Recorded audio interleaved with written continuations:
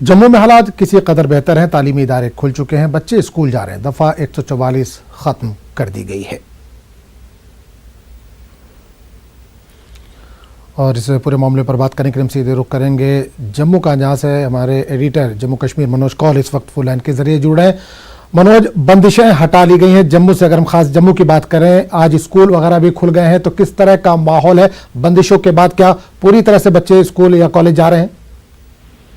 देखिए, आज हम जम्मू डिस्ट्रिक्ट की अगर बात करेंगे तो यहाँ कल ही ऐलान किया गया था कि दफा 144 हटा लिया जाएगा और स्कूल कॉलेज खुलेंगे, और जिसकी वजह से आज सुबह एक बार फिर वो रौनक लौट आई है। लगभग 5 दिन के बाद जम्मू शहर में बच्चे स्कूल जा रहे हैं, पब्लिक ट्रांसपोर्ट चल रहा है, और जो बाकी रोजमर्रा का काम है लोग पूरी तरह से उस रोजमर्रा के काम में मशगूल हो गए हैं।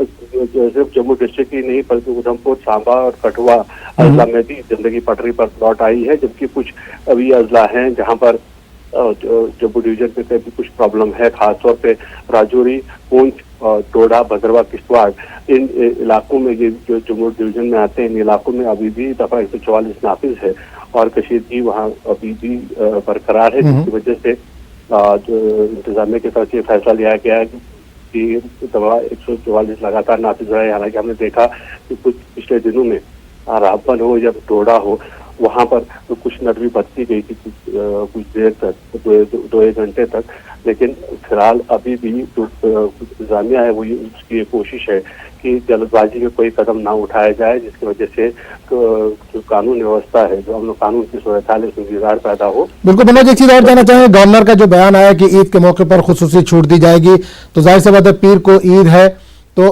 क्या कल इतवार है, तो क्या इस तरह की छूट कल दी जा सकती है? जो दूसरे आसपास के जम्मू के इलाके जहां अभी भी तनाव का माहौल थोड़ा आपने बताया, जहां दफा 144 नाफिज है, तो क्या इतवार को वहां पर छूट दी जा सकती है? ईद को मद्देनजर रखते हुए किस तरह की इंतजामिया बात कर रहा है? हाँ देखिए, बिल्कुल आजम, जैसा कि गवर्नर का कहना है कि ईद आने वाली है, सोमवार को ईद है, इसलिए लोगों को शॉपिंग भी करनी होगी, तैयारियां करनी होंगी। क्योंकि बकरी ईद है तो कुर्बानी के लिए जानवर वगैरह भी लोग खरीदना चाहेंगे। तो ऐसे में लगता है कि जो चाहे वो डोडा, भद्रवाह हो, किश्तवाड़ हो या राजौरी, पूंछ हो, जहाँ अभी भी बंदिशें हैं, वहाँ कुछ नरमी बरती जा सकती है, कि जैसा कि गवर्नर की तरफ से इशारा आया है। क्योंकि लोग यही चाहते हैं कि जो डिस्ट्रिक्ट हैं इसमें ज्यादातर जो है मुसलमान काफी तादाद में रहते हैं, इसलिए कोशिश यही है, लोगों की भी डिमांड है कि डील दी जाए ताकि वो ईद के लिए शॉपिंग कर सकें। और ये भी कहा जा रहा है कि जब ईद की नमाज जो है उसके लिए भी इजाजत दी जा सकती है इन एरियाज में। अब ये देखना होगा कि किस तरह के हालात रहते हैं, टेंशन कितनी कम हो जाती है, क्योंकि लगातार जो इंतजामिया है उसकी नजरें हालात बराबर बनी हुई हैं, और ये देखा जा रहा है कि अगर उन्हें लगता है कि हालात में बेहतरी वाक़ा हुई है और डील दी जा सकती है, उसमें कोई किसी गड़बड़ी का कोई खतरा नहीं है, तो ऐन मुमकिन है कि कल इन इलाकों में भी बिल्कुल मनोज, कल जुमा था, बिल्कुल कल जुमा था, और जम्मू की अगर हम सिर्फ बात करें तो जम्मू में कल जुमे की नमाज बाकायदा अदा की गई, लोगों ने पुरसकून माहौल में जुमे की नमाज अदा की गई। तो क्या उम्मीद लगाएं कि बकरीद के दिन भी बिल्कुल शांत माहौल रहेगा जम्मू में? जिस तरह से हर साल बकरीद मनाई जाती है उसी तरह से मनाई जाएगी? हाँ बिल्कुल आजम, जो हमने कल देखा कि जब जुमे की नमाज थी, हालांकि जो मसाजिद हैं, मरकजी मसाजिद, जामा मसाजिद, उसके आसपास जो है सिक्योरिटी के पुख्ता इंतजाम किए गए थे। और इंतजामिया का ये मानना था कि अगर किसी तरह की कोई भी गड़बड़ी होती है, अगर किसी तरह की कोई हालात में अबतरी पैदा हो जाती है, तो उससे निपटा कैसे जाए। लेकिन नमाज बिल्कुल पुरसकून अंदाज में पुरअमन तौर पर इंतजाम पजीर हुई, और उसके बाद का जो माहौल रहा पूरे जम्मू शहर के अंदर, या जो बाकी कस्बा जहाँ से बंदिशें हटाई गई है, वहाँ पर भी माहौल पुरसकून रहा। तो ऐसा लगता है कि ईद की जो नमाज है, ईद की नमाज के लिए बिल्कुल जम्मू शहर में इजाजत दी जाएगी, और जिससे 4 अजला न सिर्फ जम्मू बल्कि उधमपुर, कठुआ, सांबा, यहाँ पर कोई पाबंदी नहीं होगी, और नमाज अदा करने के लिए लोगों को पूरी तरह से आज़ादी होगी। हाँ, ये जरूर है कि कुछ सिक्योरिटी बंदोबस्त जो है वो शायद ज्यादा किया जाए हालात को मद्देनजर रखते हुए, क्योंकि कभी भी कोई भी शरपसंद अंसर को हालात को बिगाड़ने की बिगाड़ सकता है। इसलिए लेकिन ये जिस तरह के इशारे मिल रहे हैं और जिस तरह का माहौल है, ऐसा लगता है कि ईद की नमाज के लिए पूरी तरह से इजाजत होगी और सोमवार को मुसलमान जो जहाँ इस एरिया के हैं, इन एरिया में रहते हैं, वो अच्छे से पूरा माहौल में नमाज ईद अदा करेंगे और बाकी जो रिचुअल्स हैं इस बकरीद के साथ जुड़े हुए उनको भी अदा करेंगे। चलिए, बहुत बहुत शुक्रिया मनोज कॉलेज से तमाम जानकारी के लिए। तो नाज़रीन, आपको बता दें कि जम्मू रीजन में आज स्कूल और कॉलेज खोल दिए गए हैं। स्कूल जाने वाले तलबा में खुशी का माहौल है। तलबा को क्या कहना है, आइए आपको सुनवाते हैं। थैंक गॉड कॉलेज खुला, बिकॉज हम देयर वाज अबाउट 1 वीक हम घर पे बैठे बैठे बोर हो गए थे और मतलब हालात कुछ ज़्यादा ख़राब हो गए थे और अब to the sake of God अब सब ठीक है। एडमिनिस्ट्रेशन की वजह से मतलब सब बेटर हो रहा है और जम्मू अब JNK इज़ लाइक गुड, हम ठीक हो गया है सब कुछ। हमारी स्टडीज़ पे बहुत इफ़ेक्ट पड़ा है बिकॉज 1 वीक स्टडीज़ मिस हुई हैं हमारी और अब हम टीचर्स हम कोप अप करेंगे टीचर्स के साथ और दे विल मैनेज, हम ठीक कर लेंगे सब कुछ। अच्छी बात है कि हालात सुधर गए हैं तो हमारा कॉलेज भी खुला, तो अच्छी बात है कि हम कॉलेज आके हमें अच्छा लग रहा है काफ़ी। अगर इससे ज़्यादा हालात बिगड़ जाते तो छुट्टियां और बढ़ जाती तो हमारी स्टडीज़ पे इफ़ेक्ट बढ़ता। 1 वीक की छुट्टियां थी, चलो कोई बात नहीं, हम टीचर्स के साथ कोप अप करके अपनी सारी स्टडीज़ कंप्लीट कर लेंगे। बड़ी देर से आप देख रहे होंगे कि हालात कुछ इस तरह से बने थे कि स्कूल कॉलेजेस बंद कर दिए गए थे। तो आजकल ऐसा सबको पता है कि सेमेस्टर सिस्टम की वजह से हमें आगे ही जो है वो टाइम लिमिट बहुत कम रहती है, बच्चों के पास टाइम बहुत कम रहता है। तो अब हमारी यही कोशिश होगी, चाहे एक्स्ट्रा क्लासेस लेके या किसी भी तरीके से टाइम एक्सटेंड करके हम जो है बच्चों का जो पुराना सिलेबस है उसे जल्दी से जल्दी कवर करें। तो जम्मू में हालात नॉर्मल होते दिखाई दे रहे हैं, स्कूल कॉलेज खुल गए हैं। वादी के हालात किस तरह है, इसके लिए बात करने के लिए हम सीधे रुख करेंगे श्रीनगर का, जहां से हमारे नुमाइंदे शब्बीर अहमद सीधे तौर पर जुड़े। शब्बीर, बंदिशों का आज 6ठा दिन है, किस तरह का मंजर आप देख पा रहे हैं? क्या अभी भी पाबंदियां आयद हैं वहां पर?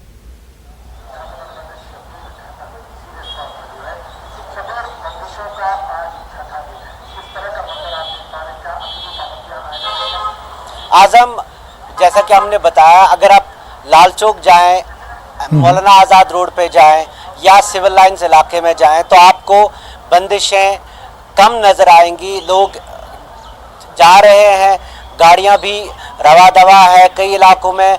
हम अपने आसपास देखते हैं कि कुछ लोग आज निकले हैं यहाँ आसपास जो कुर्बानी के जानवर ख़रीदने, क्योंकि पिछले 5 दिन में कोई भी शख्स घरों से बाहर नहीं निकल पाया है सिवाय चंद इलाकों के।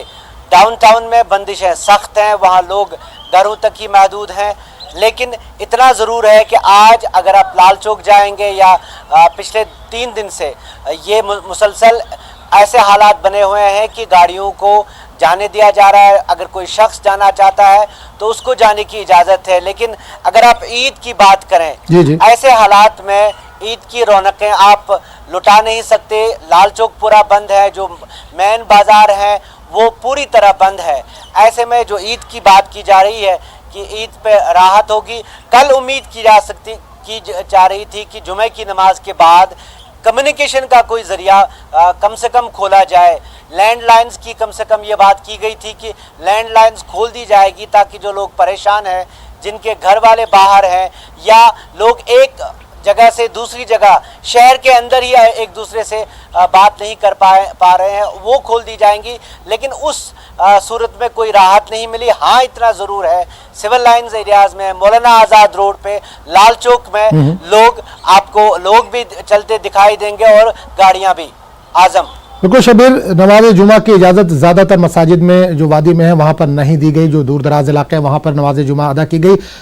पीर को बकरीद है, वज़ीर आज़म ने भी कहा कि बकरीद का त्यौहार अच्छे से मनाया जाएगा। गवर्नर का भी बयान आया कि किसी तरह की कोई दिक्कतें पेश नहीं आएंगी, हर तरह की सहूलियात मुहैया कराई जाएंगी। कुर्बानी के लिए जो जानवर हैं, 2.5 लाख के आसपास जानवर भी मुहैया कराए गए हैं। तो क्या वाकई देखने में लग रहा है, इस तरह का माहौल लग रहा है कि पीर को ये जो तहदीदात आयद की गई हैं या जो कर्फ्यू लगाया गया वो हटा लिया जाएगा और लोग पुरसुकून माहौल में ईद की नमाज अदा कर पाएंगे या जो दूसरे फरीज़ा है वो अदा कर पाएंगे?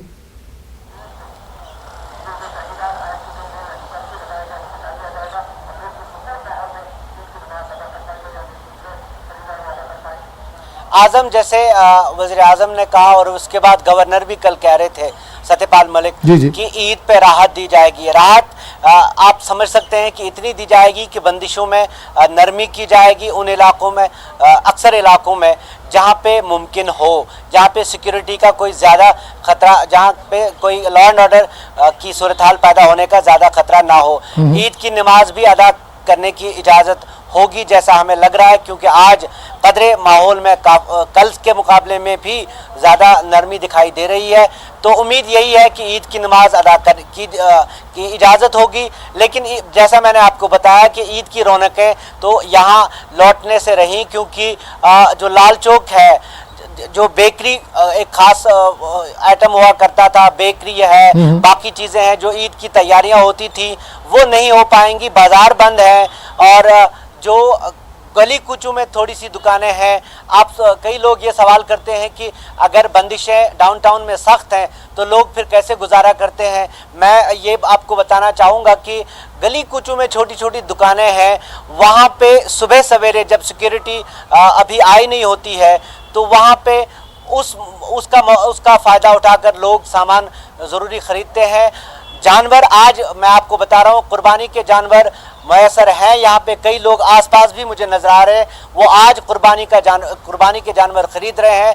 हाँ, कुछ लोग इस ईद से पहले तकरीबन 1 महीना पहले या 1.5 महीना पहले कुर्बानी के जानवर ख़रीदते हैं, लेकिन इस बार काफ़ी लोग इससे महरूम रह जाएंगे, वो कुर्बानी नहीं कर पाएंगे। क्योंकि वजह एक तो ये कि पिछले 5 दिन से वो बाज़ारों में नहीं निकल पाए, जहाँ सबसे बड़ी मंडी लगा करती थी, सबसे बड़ा जो जमा होता था लोगों का कुर्बानी के जानवर खरीदने का ईदगाह में, वहाँ आज वीरानी छाई हुई है।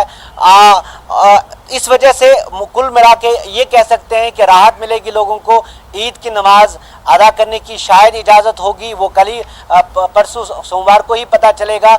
अभी इंडिया यही दिया गया है कि इंतज़ामात किए गए हैं, पोल्ट्री की बात की जा रही है।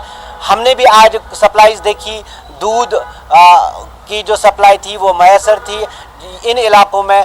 तो बिल्कुल बिल्कुल शब्बीर, उम्मीद करेंगे कि इंतज़ामिया माहौल को बेहतर देख जो तहदीदात आयद की गई हैं वो हटाएंगी और ईद की